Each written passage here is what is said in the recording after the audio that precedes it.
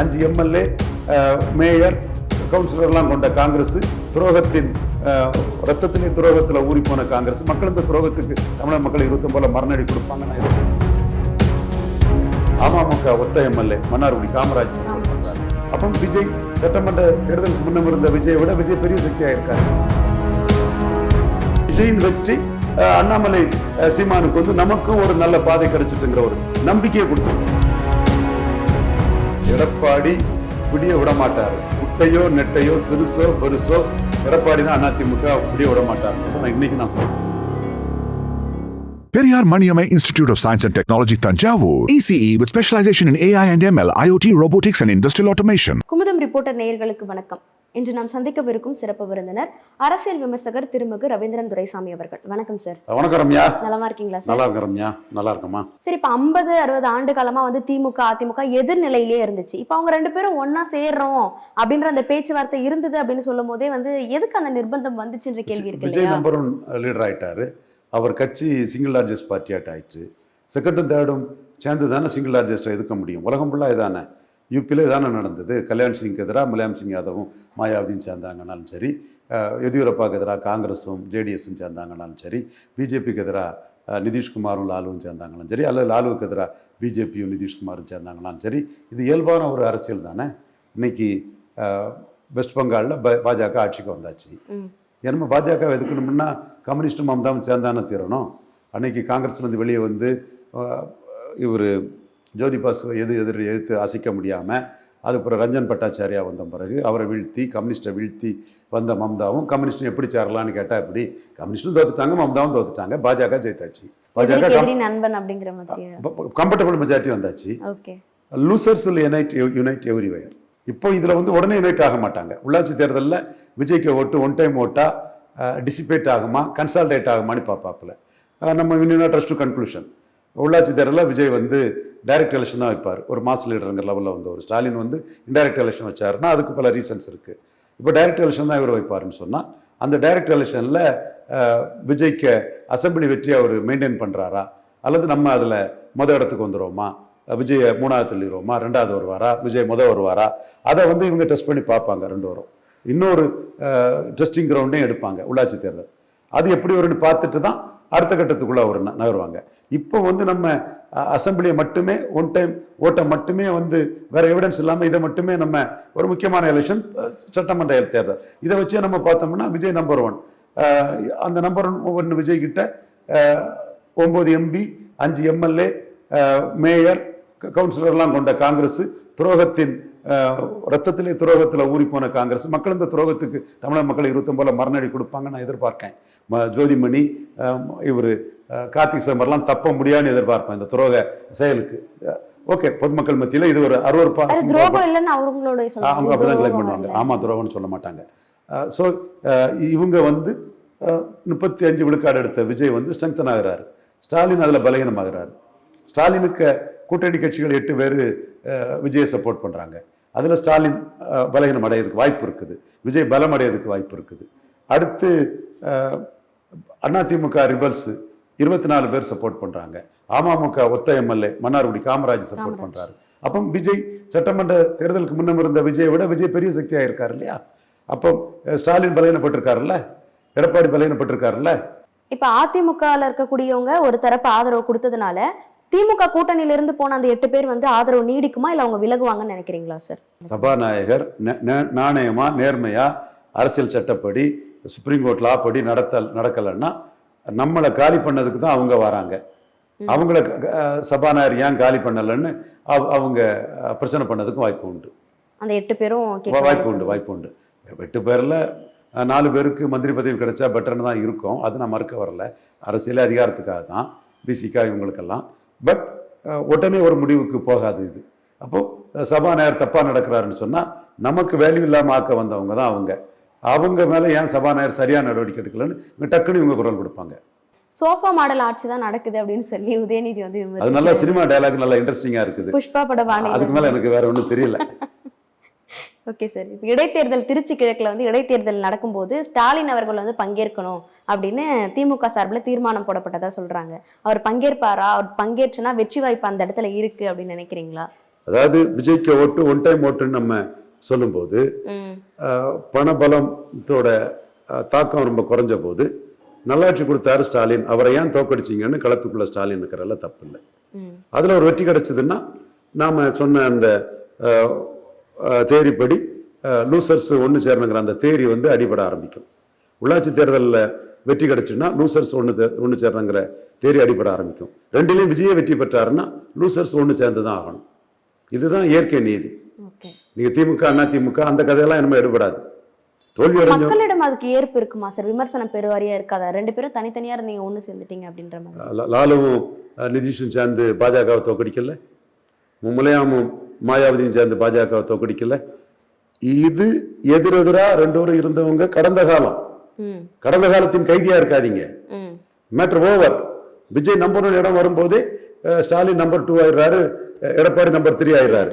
இது one time election தான், இது தீர்ப்பல்ல முடிவல்லன்னு அவங்க ட்ரையல் பண்ணி பார்க்கலாமே தவிர யதார்த்தம் வெஸ்ட் பெங்காலையும் சரி தமிழ்நாட்டிலும் சரி தோத்தவங்க ஒண்ணு சேர்ந்தாதான் ஜெயித்தவங்களை தோற்கடிக்க முடியுங்கிறது இயல்பான அரசியல். இணைஞ்சாதான் விஜய் தோற்கடிக்க முடியுமா? இணையா விட்டா தனித்தனியா இருந்தா விஜய் தான் ஜெயிக்க வாய்ப்பு இருக்கா? அதுதான் ஒரு ட்ரையல் வந்து உள்ளாட்சி தேர்தல எடுத்து பார்ப்பாங்க. நான் சொல்றேன் ஜெயிக்க மாட்டாங்க. இன்னொரு ட்ரையல் விஜய்க்கு ஒன் டைம் ஓட்டா அது டிசிபேட் ஆகுமா கன்சால்டேட் ஆகுமாங்கிறத they will take a chance in civic local bodies polls. Local bodies போல்ஸ்லயும் விஜய் நம்பர் 1 வந்தாருன்னா 2 தடவை நம்பர் 1 வந்துட்டாரு. இனிமே அவரை இணைஞ்சாதான் தோக்கடிக்க முடியுங்கிற ஒரு சூழ்நிலை தான் இருக்கும். இப்ப இதுல அண்ணாமலை சீமான் போன்றவங்க எல்லாம் என்ன நினைப்பாங்கன்னா திமுக அண்ணா திமுக இதை வந்து விஜய் உடைச்சிட்டாரு, விஜய் மாதிரி நம்மளும் உடைச்சு வரலான்னு அண்ணாமலை கருதுவார். விஜய ஒரு ட்ரெண்ட் செட்டரா வச்சு நம்மளும் வரலான்னு அவர் கருதுவார். He will attempt. ரிசல்ட்டுக்குள்ள நம்ம போக வேண்டாம், அவரு அதை முயற்சி பண்ணுவார். சீமான் திமுக அண்ணா திமுக நம்ம உடைக்க முடியல, விஜய் திமுக அண்ணா திமுக போட்டிங்கிறத உடைச்சு தள்ளிட்டாரு. இது நம்ம இந்த பாதையில பயணிடுறதுக்கு வேகமா போறதுக்கு காங்கிரஸையும் பாஜகவும் தமிழ்நாட்டுக்கு கேடுன்னு சொல்லி குறிப்பா காங்கிரஸை கடுமையா துரோகம் எல்லாத்தையுமே தமிழின துரோகம் இயல்பான துரோகம் எல்லாத்தையுமே அடிச்சு சீமான் பயணிக்கிறதுக்கும் அந்த திமுக அண்ணா திமுக டைட் ஃபைட் அதுக்குள்ள யாரும் நுழைய முடியாதுங்கிறத விஜய் உடைச்சு தள்ளினதை விஜய் போட்ட பாதையில நம்ம பயணம் பண்ணலான்னு அண்ணாமலையும் முயற்சி பண்ணுவாரு, சீமானும் முயற்சி பண்ணுவார். சீமான் அந்த இதுலதான் துன்பத்தில் இன்பம், அதாவது டிஸ்ட்ரெஸ் பொசிஷன்லயும் ஒரு பெனிஃபிட்னு சொல்லுவாங்கல்ல, இன்பத்தில் துன்பம் துன்பத்தில் இன்பங்க மாதிரி இதுல விஜய் திமுக அண்ணா திமுக ஃபைட்டு திராவிடம் தாங்கிறத விஜய் உடைச்சதை சீமான் வந்து பாசிட்டிவா பாக்குறாரு. இதுதான் அவர் அறிக்கையிலும் சொல்லியிருந்தார், திராவிட இது போனது மகிழ்ச்சிங்கிற இதுல சொல்லியிருந்தார். அதே இது அண்ணாமலையும் விஜய் மாதிரி நம்ம ஏன் வர முடியாதுங்கிறதான் அவருக்கு ஸ்ட்ராட்டஜி அவரு சாக் அவுட் பண்ணுவார். ஏன் ரஜினி சென்ட்ரிக் எலெக்ஷன் நான் தான் சொன்னேன், விஜய் சென்ட்ரிக் எலெக்ஷன் நடத்தினாங்க. என்டிஆர் மாதிரி 50 விழுக்காடு ரஜினி வருவாருன்னு முதன்மை சக்தி விஜய் நாப்புல. சோ இன்னும் பல இது அவங்க ஆட்சியில் பங்கு அது எல்லாமே அவங்களுக்கு கரெக்டா வந்தது. சோ அப்போ ஒரு பாதை ஒண்ணு அமைஞ்சிட்டுன்னா அதுல காங்கிரஸையும் பாஜக வைத்து நாம பயணிச்சிடலாம்னு சீமான் நினைப்பாரு. விஜய் எப்படி பயணிச்சாரோ அதே மாதிரி நமக்கும் ஒரு கேட்டு திறந்துட்டு கதவை திறந்துட்டு கோல்டன் ஆப்பர்ச்சுனிட்டி வந்துட்டு அண்ணாமலை நினைப்பாரு. சோ விஜயின் வெற்றி அண்ணாமலை சீமானுக்கு வந்து நமக்கும் ஒரு நல்ல பாதை கிடைச்சிட்டுங்கிற ஒரு நம்பிக்கையை கொடுத்திருக்கு. அதிமுகவுல அடுத்த கட்ட நடவடிக்கை என்னவா இருக்க போகுது சார்? இப்போ கட்சி தாவேக்காக்கு ஆதரவு கொடுத்த அந்த எம்எல்ஏக்கள் மீது கட்சி தாவல் தடை சட்டை பாய போதா என்ன அப்படிங்கிறது ஒரு பக்கம் இருக்கு. சசிகலா டேக் ஓவர் பண்ணுவாங்களா அப்படின்ற ஒரு கேள்வியும் வருது. என்ன மாதிரி இருக்க போகுது சார் அதிமுகவுல அடுத்த கட்ட நடவடிக்கை? எடப்பாடி பிடிய விட மாட்டாரு. குட்டையோ நெட்டையோ சிறுசோ பெருசோ எடப்பாடி தான் அதிமுக பிடிய விட மாட்டாருங்கிறத நான் இன்னைக்கு சொல்றேன். பட் சசிகலா தன்னை ஒரு சக்தியா காட்டிட்டாங்க. அவங்களுக்குன்னு இந்த சூழ்நிலையில ஒரு இது இருக்குங்கிறது தெள்ள தெளிவாகுது. இதையே சசிகலாவோட அதிரடியும் மீறி தானே இந்த ஓட்டை எடப்பாடி எடுத்திருக்காங்கிறதையும் நம்ம பார்க்கலாம் இல்லையா? சோ அவரு சசிகலாவையோ யாரையோ அதிமுகவுக்குள்ள விட்டு தன் லீடர்ஷிப்புக்கு சேலஞ்ச் வர்றதை விரும்ப மாட்டாரு, அலர்ட்டா தான் இருப்பாரு. இல்ல இப்போ தாவேக்காக்கு ஆதரவு தெரிவிக்கிறவங்க சசிகலாவோட சேர்ந்துட்டு ஒருவேளை ஆதரவு தெரிவிப்பாங்களா? அப்படி சசிகலாவும் அவங்களும் சேர்ந்து எடுக்க வேண்டிய முடிவு. விஜயை பொறுத்தவரை எம்எல்ஏக்கள் தான் முக்கியமே தவிர சசிகலாவும் ஆதரவுங்கிறது 2ஆம் பட்சம் தான். சசிகலாவும் ஆதரவு கொடுக்காங்கிறத விட தான் அதிமுகவுக்குள்ள மீண்டும் பழைய அதிகார வரம்புக்குள்ள வரணும்னு அதை நோக்கி தான் அவங்களும் பயணிப்பாங்க. ஓகே சார், இது ஒரு பக்கம் இருக்க. விஜய் அவர்கள் வந்து தன்னுடைய செய்தி தொடர்பாளராக இருந்த ரத்தன் பண்டிட் வெற்றிவேல் அவர்களை வந்து அரசியல் அதிகாரியா வந்து நியமிச்சிருந்தாரு. அதை வந்து மறுபடியும் ரிவோக் பண்ணியிருக்காரு சார். எல்லாருமே வந்து சட்டமன்றத்தில் பேசுறது நியமிச்சல எந்த தப்பும் இல்லை. ரத்தன் பண்டிட் வெற்றிவேல் வந்து நம்ம ஊர் செங்குந்த முதலியார், நம்ம தமிழர் தான். அவரு மொட்டை அடிச்சுட்டு சிவப்பு பார்த்தா ஏதோ நார்த் இந்தியன் நினைக்கிறாங்க பண்டிட்டு, அதனால இல்லை, அவர் இங்கே உள்ளவர் தான். விஜய்க்கு எவரி ரைட் இருக்கு அப்படி நியமிக்கிறதுக்கு. ஓகே நியமிச்சதுல தப்பு இல்லை. மற்ற கட்சிகளோட எதிர்ப்புக்கு ஈல்டாகி அவரை மாத்தினது தான் விஜய்க்கு லீடர்ஷிப்புக்கு மைனஸ். மைனாரிட்டி கவர்மெண்ட்டுங்கனால இந்த பலகீனத்தை விஜய் சந்திக்க வேண்டியது இருக்கு. இதுக்கு மேலாம் வெளிப்படையா வேற எதுவும் பேச விரும்பல. அதே மாதிரி பெண்களுக்கு மகளிர் உரிமை தொகை கொடுக்கறதுல வந்து மறுபரிசீலனை செய்யணும் அப்படின்ற ஒரு விஷயம் வந்து யோசிக்கிறாரு. அந்த 2500 ரூபாய் போட்டுட்டாங்களே. அதுதான் சார், மறுபடியும் இப்போ இவ்வளவு பேச்சுகளுக்கு அப்புறம் தான் மறுபடியும் போடுற அப்படின்ற ஒரு விஷயம் வந்து விமர்சனத்துக்கு உள்ளாகாது. அந்த 35% வாக்கு வந்து போட்டிருக்கவங்களுக்கே வந்து என்னடா இது இவ்வளவு பிரச்சனை பண்ணி தான் வந்து நமக்கான விஷயங்கள் வரணுமான்ற யோசனைக்கு தள்ளாதா? அது என்ன பொறுத்தவரை நான் வந்து இந்த இலவசங்கள் இதுக்கெல்லாம் வந்து ரொம்ப ஒரு ஆதரவான ஒரு இதை பேசக்கூடியவும் இல்லை. பட் ஒரு கட்டத்துக்குள்ள ஷேர் மார்க்கெட்டு குறையுதுன்னா எல்ஐசி ஷேரை மன்மோகன் சிங் வாங்கி ஸ்டெபிலைஸ் பண்றாருன்னா ஒரு தரப்பு மக்களுக்காக இந்த அரசாங்கம் இருக்கும்போது எல்லா தரப்பு மக்களுக்குமா ஒரு அரசாங்கம் இருக்குங்கிறதுல இந்த இதுவும் இருக்குது. அதை நம்பி வாக்களிச்ச மக்கள் தான் அதை முடிவு பண்ணணும். ஆதவர்ஜனா நேற்று வில்லிவாக்கத்துல வெற்றி பெற்ற அந்த தருணத்தை கொண்டாடுறப்ப என்ன சொல்றாரு அப்படின்னா, உதயநிதியும் எடப்பாடி அவர்கள் மகனும் தான் வந்து 2 பேரும் சேர்ந்து விஜய் வந்து முதலமைச்சர் ஆக்கக்கூடாது அப்படின்னு ஒரு திட்டம் போட்டாங்க அப்படின்ற மாதிரி ஒரு ஸ்டேட்மெண்ட் சொல்றாரு. அதிகாரம் தங்கள்கிட்ட வரணும்னு அவங்க திட்டம் போட்டிருக்கலாம். அதுல பாஜக எதிர்ப்புங்கிற புள்ளியில அரசியல் கட்சிகள் அப்சல்யூட் மெஜாரிட்டி பெறாத விஜயை ஆதரிக்கின்றன. சிபிஎம், சிபிஐ இவங்கெல்லாம் இன்னைக்கு நாட்டில் முறைகேடு, அநாகரிக அரசியல், கொள்கையற்ற அரசியல் எல்லாத்துக்குமே பாஜக எதிர்ப்புங்கிற ஒற்றை புள்ளியில எதை வேணாலும் செய்யலாங்கிற லெவலில் கம்யூனிஸ்டுகள் எல்லாருமே இருக்கிறாங்க. அப்போ நீங்க எந்த ஒரு பொலிட்டிக்கல் ஸ்டாண்டில் நிலைப்பாட்டில் உறுதியாக இருக்கிறது எதுவுமே தேவையில்லை. பாஜக எதிர்ப்புங்களை எந்த சந்தர்ப்பவாதமும் என்னத்தையும் பண்ணலாங்கிற ஒரு இது தமிழ்நாட்டுக்குள்ள உருவாயிற்று. அது ஸ்டாலினும் அதுக்கு காரணம், விஜயும் காரணம், எடப்பாடியும் பாதி காரணம், எல்லாருமே தான் அதுக்கு காரணம். நீட் தேர்வுல மீண்டும் மீண்டும் முறைகேடு நடந்திருக்கு. +2 மதிப்பெண்கள் அடிப்படையில தான் வந்து மருத்துவ சீட் வந்து கொடுக்கணும்னு சொல்லி ஸ்டாலின் அவர்களும் கடிதம் வந்து எழுதியிருக்காரு. இந்த விஷயங்களை எப்படி பாக்குறீங்க சார்? NEET will stay. அது ஸ்டாலினோ விஜயோ எல்லாரும் இங்கே தமிழ்நாட்டு மக்கள் மத்தியில் சொல்லுவாங்களே தவிர தமிழ்நாடு நீட்டை ஒன்றும் பண்ண முடியாது. நீட் மெரிட்டோரியஸ் டாக்டருக்கானது. NEET will stay and NEET will continue. இல்ல நீட்னால நிறைய முறைகேடுகள் நடக்குது. அது நம்ம இப்ப டிஸ்கஸ் பண்ணாண்டா. நீட் தொடருது. நீங்க பேசிட்டே தான் இருப்பீங்க. ஓட்டுக்காக ஸ்டாலின் பேசுவாரு, விஜய் பேசுவாரு, எல்லாரும் பேசுவாங்க. நீட் மெரிட்டோரியஸ் டாக்டரை கொண்டு வருது. It will go on, it will stand. அது ஓகே சார், அது தொடருதுன்னு ஒரு பக்கம் இருந்தாலும் அது சரியான முறையில தொடரும். இன்னொரு விவாதத்தில் வச்சுக்கலாம் நீட்டை பற்றி. அது தப்பு தான். அது கொஸ்டின் இதுல வந்து ராங் நடந்துச்சு, கசிவு நடந்திருக்கு அப்படின்னும் போது இப்போ விஜய் அவர்கள் 717 மதுக்கடைகளை மூடுறதா வந்து சொல்லியிருக்காரு. இந்த விஷயங்களை நடவடிக்கைகளை எப்படி பாக்குறீங்க? எல்லாம் ஆரம்ப ஜோர். ஒரு 6 மாசத்துக்குள்ள எப்படி இருக்குன்னு குமுலேட்டிவா பார்ப்போம். ஒரு விஷயத்தை வச்சு பார்க்காண்டா. ஓகே, இப்போ மின்சாரம் தொடர்பான விஷயங்கள் மகளிருக்கு ஒரு 6 மாசம் பார்ப்போம். 6 மாசம் பார்த்து நம்ம கருத்தை சொல்லுவோம். அவசரப்பட்டு ஒன்றும் சொல்ல வேண்டியதில்லை. ஆரம்ப ஜோர் இப்படிதான் இருக்கும் எல்லா அரசும். இதை வச்சு 5 ஆண்டு காலம் தொடரும் அப்படின்ற நம்பிக்கை மக்களுக்கு எழுமா சார்? இல்ல, விஜயை தவிர வேற கவர்மெண்ட் இல்லைங்கிறது தான் plus point. There is no other alternative. சினா ஃபேக்டர் தான் விஜய்க்கு பிளஸ் பாயிண்ட். பாஜக எதிர்ப்புங்கிற ஒரு புள்ளியில ஒரு 13 பேர் வந்து நிற்கிறாங்க.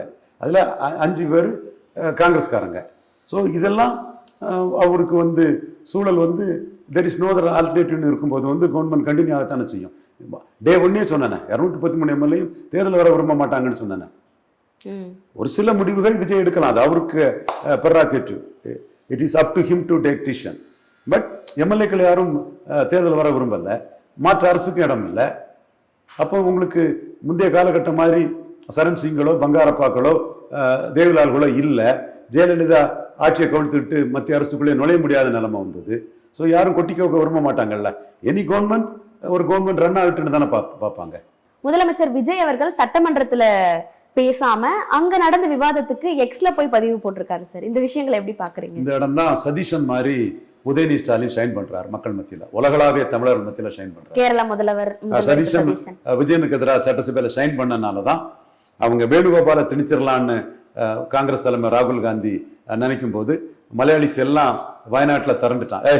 அமைதி மாதிரி ஒண்ணு அங்க தோக்கடிச்சிருவோண்டா. நீ வந்து சதீஷன் எவ்வளவு பெரிய தலைவர், எங்க மக்களால் நேசிக்கப்படக்கூடிய தலைவர், திறமசாலி. பினராயி விஜயனை சட்டசபையில கண்ணுல விரல விட்டு ஆட்டினவரு. அவரை சீமாக்காம வேணுகோபால் ஆக்குன்னு நினைச்சா உனக்கு வயநாட்டை காலி பண்ணிரும், அமைதியில தோத்த மாதிரி வயநாட்டுல தோத்துருவீங்கன்னு கலந்து எழுந்துட்டான் மலையாளிஸ் எல்லாம். காரணம், சட்டசபையில ஃப்ளோர் லீடரா ஆப்போசிஷன் லீடரா நின்று அவரு தெளிவா பினராயி விஜயனுக்கு டஃப் கொடுத்து மக்கள் மத்தியில இடம் பிடிச்சிட்டாரு. அதே மாதிரி இன்னைக்கு உதயநிதி ஸ்டாலின் இடம் பிடிக்கிறாரு. இதுதான் ஒரு வித்தியாசமான ஒரு அரசியலா இருக்குது. Udhayanidhi Stalin delegated power of Stalin. Stalin alone can do and undo things in DMK. Vijay 35 விழுக்காடுன்னா ஸ்டாலின் அடுத்த இடத்துல இருக்காருன்னா ஸ்டாலின் தான் லீடர். ஆனா ஸ்டாலின் தோத்த ஒரு சூழ்நிலையில உதயநிதி ஸ்டாலின் அவரும் டஃபா தான் இருந்து, பட் அவர் தன்னோட திறமையால சாதுரியத்தால அவரும் சினிமா ஹீரோங்கனால மக்களை சந்திச்சு எடுத்து அவருக்கும் அந்த அப்பீல்ல வந்து அவர் ஜெயித்து வந்துட்டு இன்னைக்கு விஜயை ஷைன் பண்றாரு. எப்படி பினராயி விஜயனை சதீஷன் நாயர் ஷைன் பண்ணாரோ அதே மாதிரி சட்டசபைக்குள்ள உதயநிதி ஸ்டாலின் ஷைன் பண்றாரு. உதயநிதி ஸ்டாலின் ஷைன் பண்ணது காரணம் விஜய் மைனாரிட்டி கவர்மெண்ட் ரன் பண்றதான் காரணம். வித் மெஜாரிட்டி நம்பர் 144 வந்திருக்கலாம், பட் கவர்மெண்ட் 108 கவர்மெண்ட் தான். விஜய்க்கு நிகர் உதயநிதி கிடையாது. உதயநிதிக்கு இன்னும் அரசியல் தெரியல, விஜய்க்கு தெரிஞ்ச அளவுக்கு தெரியலன்ற ஒரு பார்வை வைக்கிறாங்க. பார்வை வைக்கலாம், அது ஒன்றும் பிரச்சனை இல்லை. பினராயி விஜயன் 2வது தடவை சீஃப் மினிஸ்டரா இருந்தாரு. காங்கிரஸ்ல வேணுகோபாலா, சுதாகரனா, ரமேஷ் சென்னித்தலாவா? ரமேஷ் சென்னித்தலா தான் லீடர். சுதாகரன் மேல அம்மையப்பனை சுத்தி வரக்கூடிய பிள்ளையாரு. முருகன் ரமேஷ் சென்னித்தலா தான். ஆனா சதீஷன் ஷைன் பண்ணி வந்தாருன்னா சட்டசபையில அவர் பெர்ஃபார்ம் பண்ணாரு. மலையாளி அவரை பெரிய ஹீரோவா ஏத்துக்கிட்டான். விஜயனுக்கு எதிரானவங்க எல்லாம் சதீஷனை ஏத்துக்கிட்டாங்க. இன்னைக்கு ஸ்டாலின் தோத்து போய் இருக்கக்கூடிய சூழ்நிலையில உதயநிதி ஜெயித்து வந்தக்கூடிய டைம்ல நானும் அதானே சொல்றேன். ஸ்டாலினுக்கு டெலிகேட் பவர் தான் உதயநிதி ஸ்டாலின். ஆனா சூழ்நிலை நீங்க டெலிகேட்டட் பவரா இருந்தவரையே வச்சு அவர் மேல உள்ள கோபத்துல அவரை சொல்லி பெருசாக்கி சூழ்நிலையில எதிர்கட்சி தலைவர் உதயநிதி ஸ்டாலின் வெர்சஸ் சிஎம் விஜய் வரும்போது மாஸ் லீடரான விஜய ஈஸியா அவரு அவுட்விட் பண்ணி சைன் பண்றாரு. உதயநிதி ஸ்டாலின்ங்கிறது தமிழக மக்கள் மத்தியில சேருது, உலகளாவிய தமிழர்கள் மத்தியில சேருது. இது விஜயனுக்கு இணையான தலைவர் கிடையாது சதீஷன். ஆனா விஜயன் என்டையர் சிபிஎம் கண்ட்ரோல் வச்சிருந்தாரு. அச்சுதானந்தனை அவுட்விட் பண்ணி நின்னாரு. பார்ட்டி கண்ட்ரோல் அவர்கிட்ட, சிஎம் அவரு, ஸ்டேட் செக்ரட்டரி அவருக்கு ஆளு. அந்த அளவுக்கு இருந்த விஜயனை சட்டசபையில சதீஷன் நாயர் ஷைன் பண்ணதோட சூழ்நிலையில ராகுல் காந்தி சுத்தி வரக்கூடிய வேணுகோபால தட்டி தூக்கி போட்டுட்டு போயிட்டாரு. அந்த கர்நாடகம் காலத்திலே காங்கிரஸ்ல லீடரா இருக்கக்கூடிய ரமேஷ் சென்னித்தலாவை தட்டி தூக்கி போட்டுட்டு போயிட்டாரு. அவர் இன்னைக்கு சிஎம் ஆட்டு மக்கள் ஆதரவுல ராகுல் காந்தியை வேணுகோபால கைவிட்டுட்டு சரண்டர் ஆக வேண்டிய நிலைமைக்கு மக்கள் சக்தி சதீஷனை சிஎம் ஆக்கி இருக்கு. அப்போ உதயநிதி ஸ்டாலின் இப்ப ஷைன் பண்றாரு, அவுட்விட் பண்றாரு, எக்ஸ்ட்ராடினரியா நிற்கிறாரு. காரணம் விஜய் நடத்துறது மைனாரிட்டி கவர்மெண்ட்னாலதான். அவர் நீங்க டெய்லி கவர்னரை பார்க்க போனீங்க பதவி இதுல அவர் கமெண்ட் அடிக்க முடியுது. So it is the reality. Okay sir, நிறைவா நீங்க சொல்ல இந்த விஷயங்கள் எப்படி இருக்கு அப்படின்னா, சட்டப்பேரவையில பேசுறதை வச்சுதான் மக்களுடைய ஆதரவு இருக்கும். சதீஷனும் அப்படிதான் சட்டப்பேரவையில பேசி ஷைன் ஆனாரு அப்படின்னு சொல்றீங்க. ஆனா சட்டப்பேரவையில முதல்வர் அங்க பேசாம எக்ஸ்ல போய் பேசுறது மக்களுடைய ஆதரவு விருப்பம் அப்படின்றது குறைவதற்கான வாய்ப்புகள் அதிகமாகாதா? உதயநிதி வெர்சஸ் விஜய்ங்கிறது ஒரு ஈக்குவல்ஸ் இல்ல. விஜய் வெர்சஸ் ஸ்டாலின் தான் ஈக்குவல். ஓகே, விஜய் 35, ஸ்டாலின் 30, இதுதான் ஈக்குவல். அது கொஞ்சம் குறைவு, அவ்வளவுதான். பட் ஸ்டாலினுக்கு டெலிகேட்டட் பவர் தான் உதயநிதி ஸ்டாலின். சந்தர்ப்ப சூழ்நிலை எதிர்கட்சி தலைவராக்கி அவரு ஷைன் பண்ணக்கூடிய ஒரு வாய்ப்பையும், அவர் பெரிய லீடரா தமிழ் மண்ணில மக்கள் மத்தியில் அபிமானத்தை பெறக்கூடிய சூழ்நிலையும் உதயநிதி ஸ்டாலின் கிடைச்சிருக்கு. அது உதயநிதி ஸ்டாலின் கிடைச்ச வாய்ப்பு. ஓகே, நான் இவருக்கு குறையுமா அப்படின்னு கேக்குறேன் சார். இவர் பேசாமையே உதயநிதி கூடிச்சுன்னா விஜய்க்கு குறையாதான் அர்த்தம். கேரளால நடந்த அதே விஷயங்கள் தான் தமிழ்நாட்டுல நடக்கும் அப்படின்னு இருக்கு. ஒரு விஷயத்தை வச்சு சொல்ல முடியாது. நேத்து நடந்த சம்பவம் தமிழக மக்கள் எப்படி டீல் பண்றாங்க? விஜய் பெருசா எடுக்காங்களா, உதயநிதியை பெருசா எடுக்கிறாங்களா? நீங்க சொல்லுங்க. உதயநிதி தான், எல்லாரும் உதயநிதி தானே பெருசா எடுக்கிறாங்க. சோ இது தொடர்றது உதயநிதிக்கு இமேஜ் வளரும். இது எப்படி தொடரணும்னா மைனாரிட்டி கவர்மெண்டா இருக்கிறதோ இது தொடரும். It is up to Vijay to take cognizance of what I mean. Okay sir, நிறைய விஷயங்கள் பேசிட்டோம், தொடர்ந்து பேசுவோம். நன்றி. 12 ஆண்டுகளுக்கு ஒரு முறை வரும் உச்ச குரு பெயர்ச்சி உங்களுக்கு யோகத்தையும் லாபத்தையும் அள்ளித்தர, குரு பார்வையால் ஜாதக தோஷங்கள் நீங்கி சந்தோஷம் பெருக, சுபகாரிய தடைகள் அனைத்தும் விலகி சுபிட்சம் நிறைந்திட உங்களுக்காகவே உங்கள் பெயரிலேயே சங்கல்பம் செய்யப்படுகிறது. குமுதம் பக்தி ஸ்பெஷல் நடத்தும் அதி விசேஷமான தனி சிறப்புடைய குரு பெயர்ச்சி மகா யாகம். குரு அருளால் திருவருள் பெற்றிட உடனே முன்பதிவு செய்யுங்கள். 9840909525 அல்லது 8925800556. Periyar Maniamai Institute of Science and Technology, Tanjavur. ECE with specialization in AI and ML, IoT, robotics, and industrial automation.